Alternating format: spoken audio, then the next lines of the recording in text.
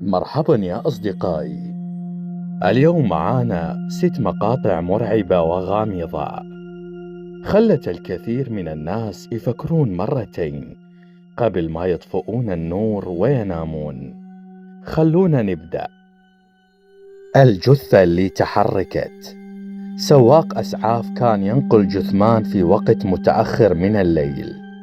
كل شيء كان طبيعي، لكن بعد ما نشر الفيديو الناس لاحظوا شيء غريب.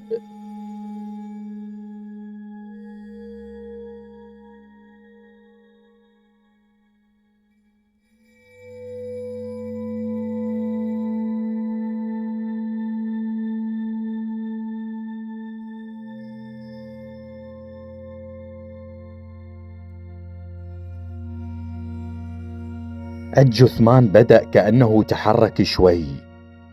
المقطع انتشر بسرعة وكثير من الناس خافوا منه، لكن السواق بعدين وضح السبب وقال إن الحركة ممكن تصير بسبب شيء معروف بعد الوفاة اسمه تيبس العضلات. لكن مهما كان السبب، مشهد جثة تتحرك يبقى شيء مخيف جدا. المرأة اللي نفخت التراب. كاميرا مراقبة أمام أحد البيوت سجلت موقف غريب جدا. امرأة نزلت بهدوء وكان في يدها قبضة تراب. وقفت أمام البيت وفجأة نفخت التراب باتجاهه، وبعدها مشت كأنه ما صار شيء.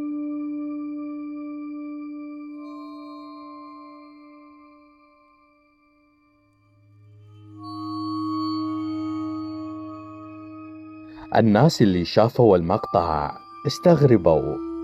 بعضهم قال يمكن تسوي عمل من أعمال السحر، وبعضهم قال يمكن مجرد تصرف غريب. لكن الحقيقة إلى الآن ما حد يعرف وش كانت تسوي. البطانية اللي انسحبت. وحدة من الأمهات تقول إنها كانت بتنام بعد ما رتبت سرير ولدها. كل شيء كان طبيعي، الطفل نايم بهدوء والغرفة هادئة. لكن في نصف الليل كاميرا المراقبة سجلت شيء غريب.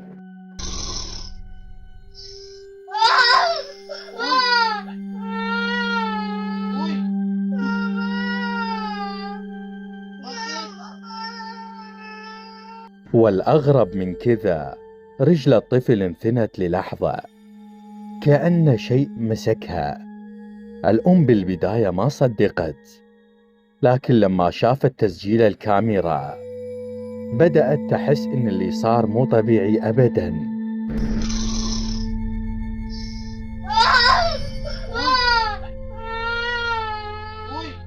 شيء غريب بين النخيل.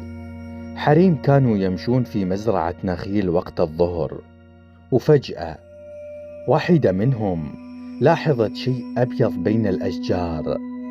لما ركزوا فيه أكثر، هذا ما حدث.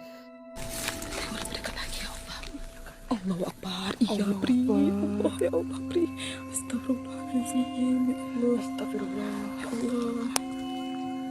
Iya beneran kan Iya loh Pri, ya Allah. Allahu Akbar, astagfirullah. Kok bisa pula pocong di siang bolong Pri? Puasa kok ada pocong. كان شكله كأنه جسم ملفوف بقماش أبيض. المنظر خلاهم يقشعرون، لكن بنفس الوقت كانوا محتارين، لأن الوقت كان نهار مو ليل. فهل كان فعلا شيء مخيف، ولا مجرد شيء شكله خدع عيونهم؟ شيء يراقب من بعيد. رجال كان طالع في الليل يدور جراد في مزرعة نخيل، وهو يمشي بين الأشجار لمح شيء أبيض واقف بعيد. ما كان يتحرك، بس واقف هناك كأنه يراقبه.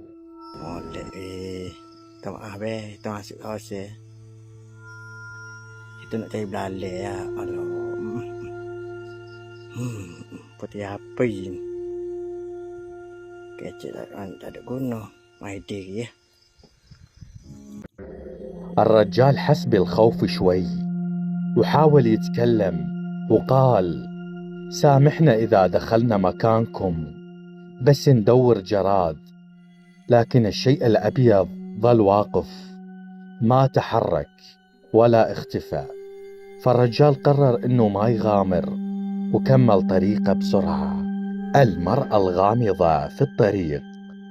رجال كان يسوق في طريق مهجور في الليل، وفجأة شاف حرمة واقفة في نصف الطريق لحالها، ساكنة تماما، ما تتحرك ولا حتى تحاول تبعد. हाँ भैया कौन बिल्कुल कहा था ना तेरे को इस रास्ते से नहीं चलते। तू अगर बात नहीं मानता है किसी को, बड़ों की बात माना कर। हमेशा गांव वालों ने जब मना कर दिया अपने को कि रास्ते से नहीं निकलना है, ठीक है ना। रात को यहाँ पे आत्माएं आती है इस रोड के ऊपर, और पता नहीं भैया कौन हो तुम। कौन हो सकता है और देख इसके लेफ्ट साइड के अंदर भी, ओ बाप रे भाई इसके लेफ्ट साइड के अंदर ही कब्र है। कौन हो तुम। कहा था यार तेरी जेब में सेफ्टी है क्या। ये मेरी बात सुनिए, कब्रिस्तान से निकल के आती है। गांव वालों ने पहले कहा था इस रास्ते से रात को 12 बजे बाद में मत निकलो, मगर तेरी जिद है ना कि आज का आज ही जाना है। अब संभाल, एक काम कर, निकल। मैं तो आगे नहीं जाऊंगा भाई, तेरी कसम। गलती हो गई तू निकल यार फटाफट। चलो भैया यार यहाँ से चलो निकल। चलो الرجال خافوا منها. قال واحد منهم إنه في المنطقة مقبرة قريبة، وإن الناس يحذرون من المرور في هذا الطريق في الليل. فالرجال اكتفوا بتصويرها من بعيد، وبعدها قرروا يطلعون بسرعة من المكان. لكن السؤال اللي باقي: من كانت تلك المرأة؟ في النهاية بعض المقاطع ممكن يكون لها تفسير طبيعي، لكن بعضها الثاني يبقى لغز محير. لا تنسون اللايك والاشتراك في القناة، لأن الفيديو الجاي ممكن يكون أخطر وأرعب من هذا كله.